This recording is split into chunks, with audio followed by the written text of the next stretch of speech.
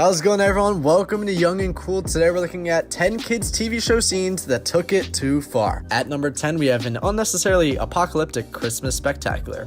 While most shows have Christmas episodes or Christmas specials that focus on a nice seasonal message, Superhuman Samurai Cyber Squad decided it would have the villain win, the hero perish, and the main cast sent to their doom. Doesn't that just scream Christmas to you?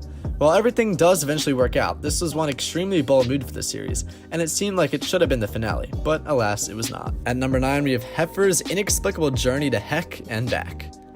Rocco's Modern Life is a very, very weird show, but despite the gross out humor and occasional adult jokes, it rarely ever crossed the line, except for Heifer's inexplicable journey to the eternal flames of heck. For starters, Heifer straight up loses his life at the start of the episode, and on the way to heaven, he plummets into the fiery pits of the other place. Here, he comes face to face with, Peaches, who tries and fails to teach the errant steer about the sin of gluttony. At number 8, we've got Piccolo beats up a toddler for 20 minutes. Even in its heavily edited state, the early dub of Dragon Ball Z still contained more violence than most kids and adults were used to. There's no better example of this than the collection of episodes where Piccolo is, quote, training Gohan. Gohan, a literal toddler, is forced to survive in the harsh wilderness and constantly do battle with an extremely powerful, demonic alien adult. As you might expect, he gets the tar kicked out of him repeatedly and violently. At number 7, we have The Tale of the Dead Man's Float. Often hailed as one of the best episodes in Are You Afraid of the Dark, The Tale of the Dead Man's Float doesn't go too far by abusing people's fears, like The Tale of the Crinsman Clown, or being overly grotesque, though it has its moments.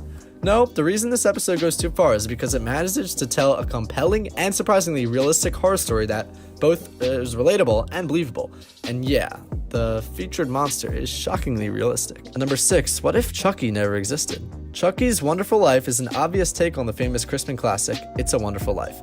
But it's a far more unsettling experience.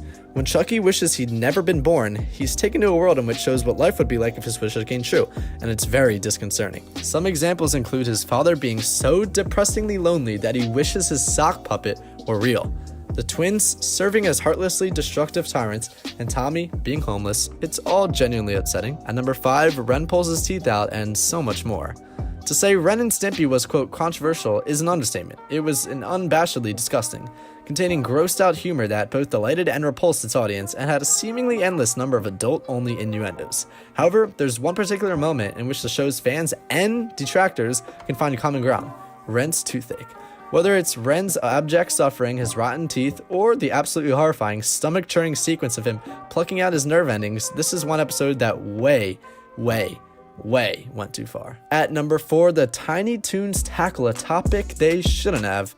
The joy of watching Tiny Toons was to see the descendants of the beloved Looney Tunes characters go to Toon School and get involved in wacky antics. It was not, for the record, to watch juvenile cartoon characters guzzle an adult beverage and then get into a car accident and straight up bite the dust. Why this was made and why the producers thought it would be a good lesson for kids in the first place are questions that are simply unanswerable. At number 3, we have the Attack of the Jack-O-Lanterns. While few would say that the Attack of the Jack-O-Lanterns is the scariest episode of Goosebumps, it certainly contains a moment that goes so far that, quote, too far doesn't begin to describe it. In a dream sequence that typically edited out of broadcasts, our heroes go trick-or-treating and happen upon a kindly old woman who insists that they enter her home and visit her sickly husband. Once they reach the husband's room, we see dozens of children moaning in despair, chained together like slaves, as a monstrous, deformed man delights in new additions to his collection. Whew, it's horrifying. Number 2, Henry gets intentionally sealed in a tunnel. Aside from the occasional dose of British wit, Thomas the Tank Engine isn't a series known for going too far, unless we're talking about an almost inexplicable sequence that has haunted fans for decades: Henry's entombment in a tunnel. In short, a chipper green engine named Henry is scared of getting his paint ruined by the rain, and opts to wait inside a tunnel. As punishment, his boss literally seals him in the tunnel with bricks. And that's it. End of story. There's no moral here, just soulless cruelty. Finally, at number 1, we have the rescue mission. Even after some of our previous entries, we're willing to bet that when you think Power Rangers, you still see a multicolored spandex and goofy monsters. Likewise, we'd wager that one of the last things you would ever associate with the brand is Ridley Scott's Alien, and that's where you'd be wrong. In the Lost Galaxy episode of the rescue mission, we're given a straight-up horror story, where a team of space marines investigates an abandoned ship and, while attempting to unravel its mysteries, gets haunted by a xenomorph-like threat. It's scary, it's awesome, but it went way too far. I hope you guys enjoyed this episode of Young and Cool. Make sure you hit that like button and comment what you want to see next. Hit that subscribe button and hit that bell to stay tuned for when we upload new videos. And I'll see you guys in the next video. Have a great day.